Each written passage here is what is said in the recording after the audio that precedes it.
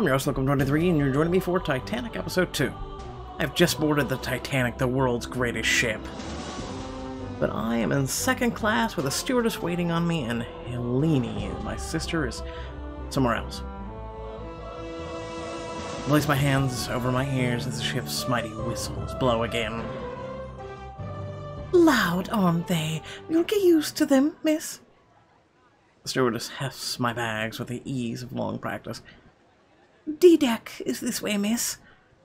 I try to follow her directions, but I keep replaying the last few moments in my mind, gripping Helene's hand and arguing with the steward over the passenger list, insisting that she was with me, that we had to travel together.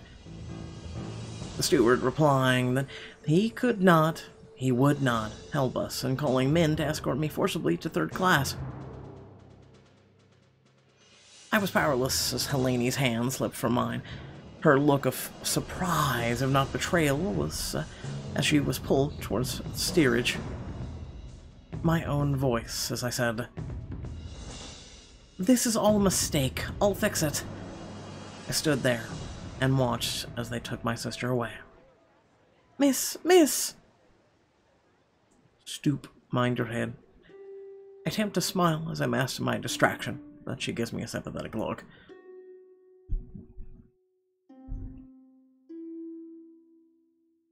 Leaving England always feels strange.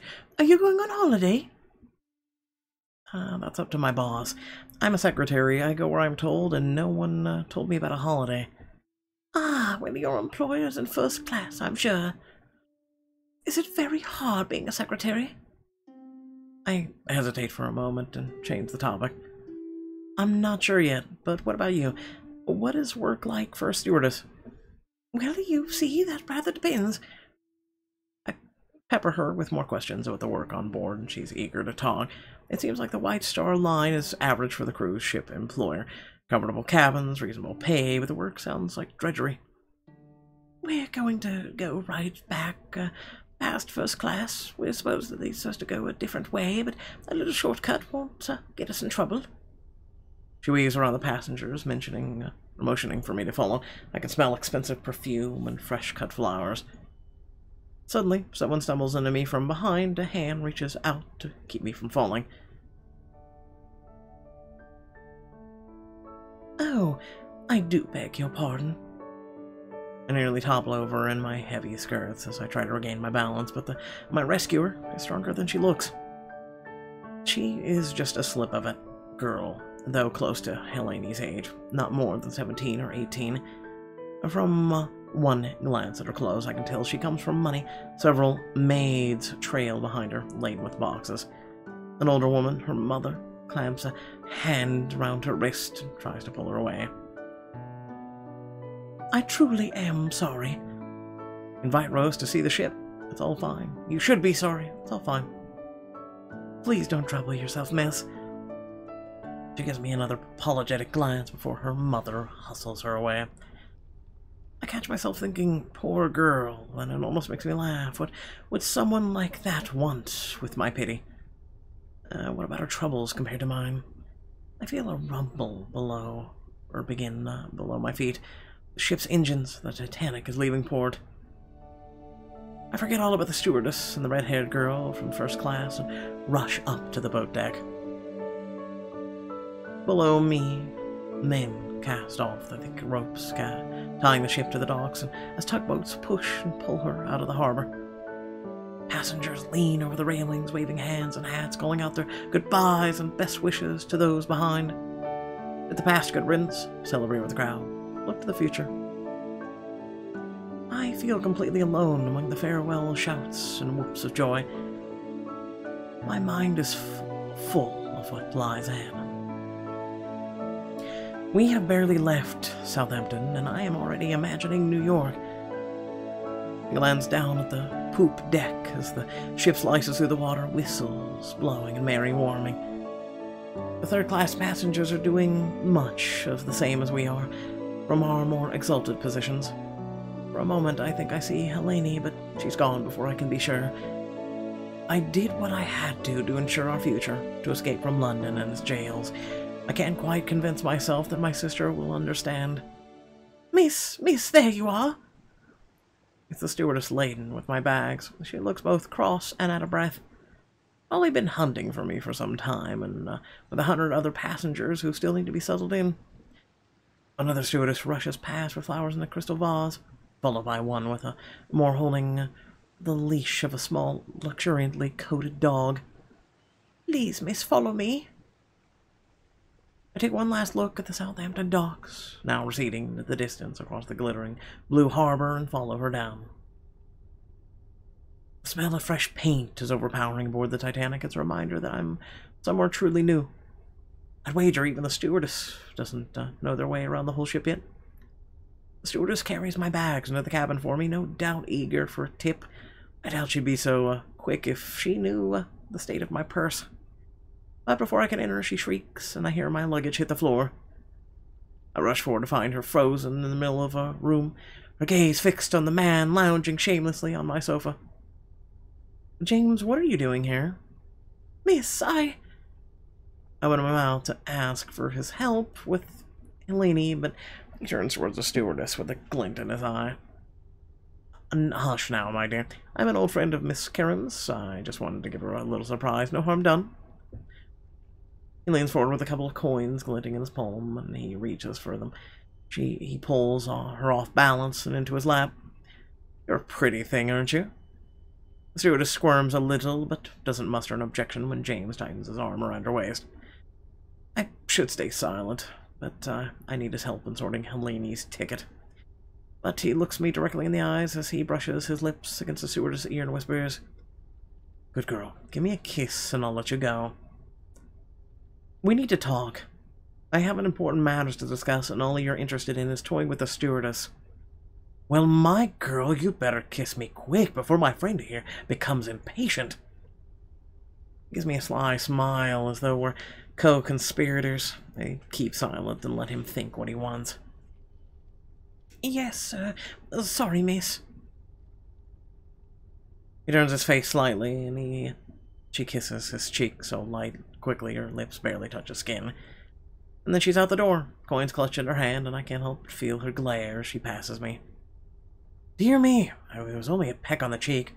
Stop looking so shocked and sit down, Natalie. Pats his newly empty lap in invitation. I remain standing, and apart from the theatrical sigh, he doesn't press me to sit down again. He looks around the room, the mirror, the beds, the bare walls, before settling in his gaze on me with a lazy, self-satisfied air. Quite the change for you, Adelaide. From jail to, I suppose you'd call this luxury, wouldn't you? I become acutely aware that this is just the two of us. He must set it in my expression, because he laughs delightedly. Ah, we have, as you said, important matters to discuss, unless you're afraid to be alone with me. It's about my sister. There's something wrong with the tickets. Helene, she's in steerage. Yes, I know, I put her there. The words leave me speechless. My dear girl, I didn't mean to laugh. It's only your face. It's quite comical. You separate us on purpose. Your sister was a distraction. I removed the distraction.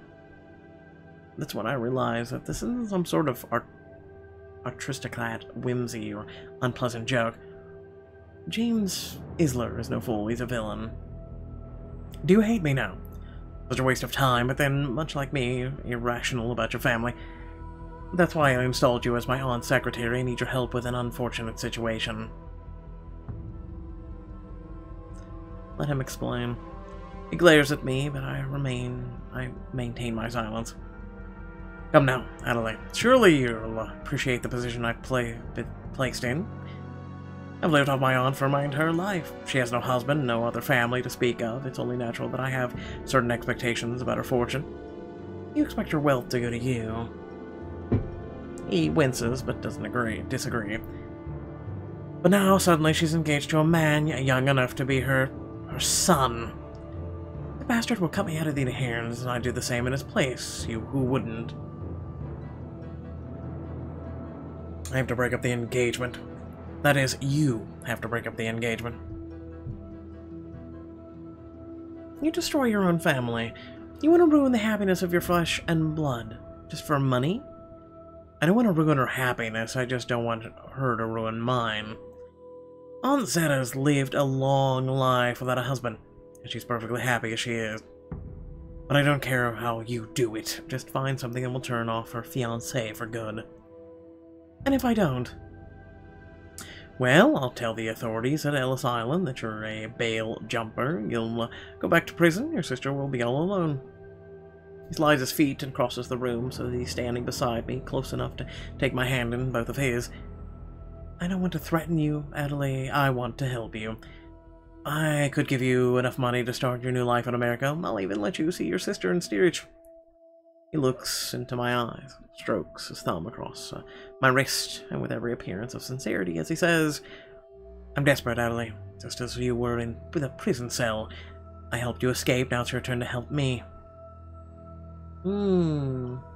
Reason. This isn't the right way. Even if you are desperate, you could live without your aunt's money. Don't try to make me a better man than I am, Adelaide. It won't work. His voice sounds light, carefree, but I can see the tension around his eyes. Think about my offer. I know you'll do the smart thing in the end. It's what I would do. His insinuating smile seems to linger in the air. I stare at the cabin door long after he's gone. I explore the D-deck while I try to order my thoughts and find a path to Helene.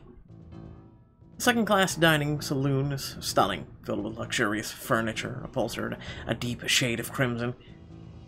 It's not for the vibrations from the engines. I'd swear I was in a hotel rather than a vast steamship. I lengthen my stride and push my shoulders back, attempting to look like I belong in the less passenger-friendly areas. The workers give me a few odd looks, but I turn left and keep walking past the heat and from the bakers of shop ovens. Aha! There you are. I found it. A staircase locked behind a metal gate, and down those steps, third class and Helene, or so I hope. James's schemes be damned. I'll find her if I can. Can I help you?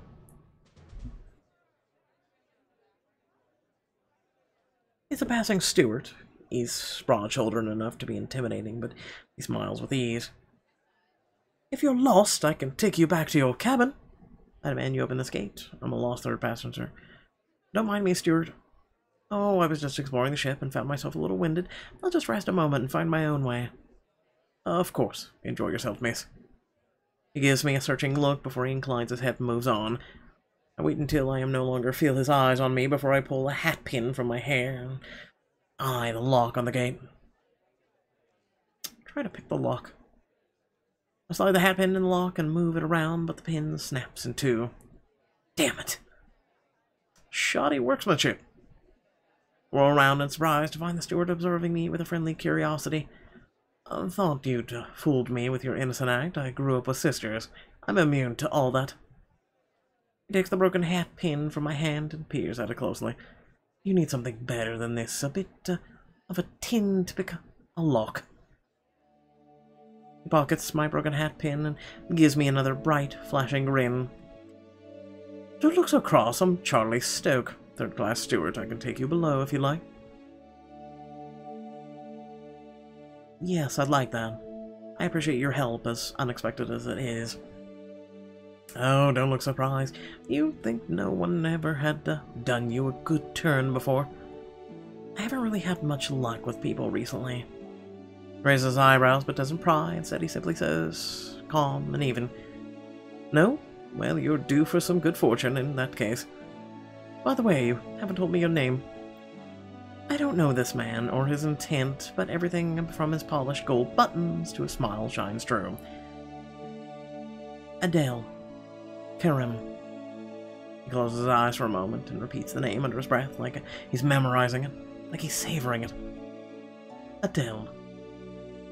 His Yorkshire accent makes my own name strange to me once again.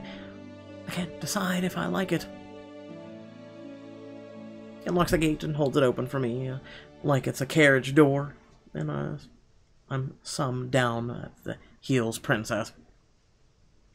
As we descend into third class, the illusion of being inside a grand hotel diminishes. Down here, the Titanic is unmistakably a vast, carefully regulated machine. The engine's vibrations become a steady rumble that's impossible to ignore. I like it better the deeper we go. Feels more like a proper ship. It's what I'm used to, I suppose. I used to be a trimmer, part of the engineering crew. I'd load the coal onto the ship, keep it level, shovel it down the chute to the firemen. It's important work, but hot and dirty as anything. Being a steward is a step up, so they tell me. He pauses, and I realize I haven't said anything for the last few minutes. Too caught up in my own thoughts. I'm not being very good company. I'm sorry, I have a lot on my mind. It's alright, you don't have to say anything. Everyone says that, but no one really means it. I do. That said, it might help if I knew what you were worried about, or at least what you were looking for. My sister, Eleni, we were meant to travel together in second class, but my employer booked her in third. He gives me a curious glance, but it's the truth, more or less. All right, then, the single women and families are in the stern rather than the bow. We'll go deck by deck. He hesitates a moment. You should know third class on the Titanic is as nice as second on most other cruise ships. The only difference is the people are poor.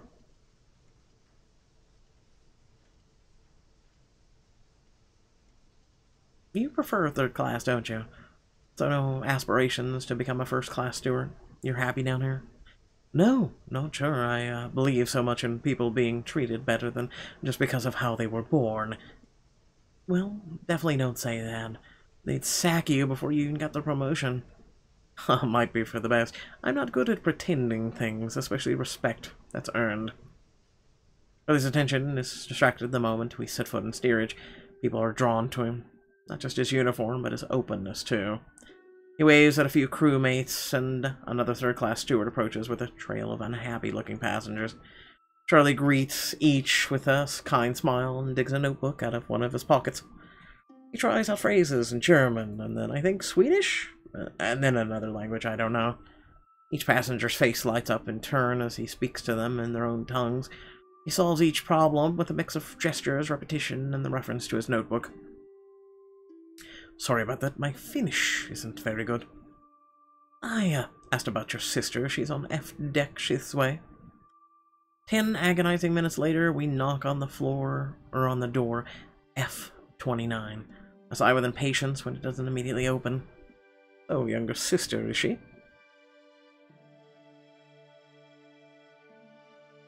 You must be an older brother. Elena's 15. You mentioned your sisters before. All of them younger than you? Just one sister. 3 older sisters, though, for my sins. He looks so put upon just at the thought that I burst out laughing. Of course, that's when Helene opens the cabin door. Adel, you're here. I try to turn on my giggling into a sort of coughing, but it's half-hearted at best. The shock on Helene's face changes to anger. And you're laughing. You left me there on the gangplank, and now you're here laughing at me? No, Helene, I was laughing at something else. Do you know what they did? They checked my teeth, like I was a horse for sale, and a doctor pulled back my eyelids. My eyelids, Adol. We're required by U.S. immigration law to check for disease. Helene stares Charlie down like a mouse staring down a tiger. I see him suppressing a laugh. Accept my apologies, miss, on behalf of the White Star Line. Who exactly are you? Who is he, Adol? I feel things going rapidly off course and bundle Helene into her cabin, and leaving Charlie to stand guard outside. She's in a 4-person cabin, nicer than I was expecting, if I'm being honest. You're all by yourself. My cabin mates are embarking at the Sherbog, a family, I think. Well, you have something to say to me? I'm so sorry. I know you're angry. You were very right to be angry. You left me behind, not because you had to, like when you were in prison. I flinch at the word, but it doesn't stop Helene. But because you chose to. I didn't have a choice, not really. James separated us. I draw closer to Helene and lower my voice. He's blackmailing me. He'll make sure I go back to prison if I don't help him break up his aunt's engagement. Blackmailing you? That bastard. He is one. I'm a bad sister, and I should scold you for that language instead of agreeing. But you agree. Anyone would. I knew there was something rotten about him. From the very moment you told me about him, I knew it. Gives me a look so full of sisterly commiseration that I know I'm forgiven. Just don't stand there like a lump. We need to make a plan. And just like that, something that was broken clicks back into place. Well, I need all the help I can get. We don't speak for long, nor really do we make a plan, other than to see each other again as soon as we find a way. Charlie insists on walking me back to my cabin. There's clearly something on his mind, but he takes his time with it. He's more thoughtful than I expected. She's something, your sister? She's all I have. Isn't she? I'm almost glad there's only one of her. I don't think I could manage much more of a family. Just you and her, then, huh? His voice is casual, but I have the sense that he's listening closely. Just me and her. Well, I thought I heard you call you Adele back there. Adele is dead and gone. You heard wrong. It's my real name. That's the name my parents gave me. A good name for a girl born in a village in Mountain Lebanon. Ah, I thought it was something like that. When I saw you, you sound as English as eel pie, but you look a little foreign. Or no, let me guess, exotic? He laughs a little sheepishly. I was going to say you look like someone who's seen more than London. Someone with perspective. But can I ask you, do you speak any, what do they speak in Lebanon anyway? Arabic, some French, and the Ottoman Emirs speak Turkish, of course. Do you speak all of those? I nod, and he doesn't hide his impressed look. Would you mind writing a few phrases down for me? Lots of my passengers don't speak English, and well, you saw the commotion. The way we speak Arabic is a little different in Lebanon, but I can teach you some basics. Really, I'd appreciate it. We stop in front of the cabin door on D-deck, and he interrupts before I can thank him for his help. I couldn't help hearing what you told your sister about the blackmail. Oh, Charlie, and I just want you to know I'll help you any way I can. Thank you. You're a good man, Charlie. That's more rare than you think. I know you're welcome to help you remember that. Cool. I know you don't know me very well, or at all. Really, just trust me, Adele. I won't let you all down. We look at each other for a moment, and he seems to come to some sort of decision. He bends down and kisses me on the cheek. I feel the warmth of him through my skin. Aww. It was good to meet you, Adele. We'll see each other soon. He flashes me an impish grin and knocks down a corridor, leaving me standing there in astonishment. I touched my hand on my cheek where he kissed me and turned to open my cabin door. It seems I am not as friendless as I thought. Aww. So, first love interest. Yay. Anyway, without further ado, thank you all for watching. Please remember to like, share, and subscribe. Please make sure to share the content. You know, I'm starting up a whole new franchise, whole new thing, so please feel free to share that. Let me know what you're thinking down in the comment section below, any change-ups, whatnot. The only thing I could give a little bit of criticism to the app is I kind of wish the music was kind of like ongoing or constant. There's times where it feels really, really awkward, where there's just no noise whatsoever coming from the app. That is only the real criticism that I can give, but without further ado, thanks for watching, and I'll catch you all in the next video. Peace.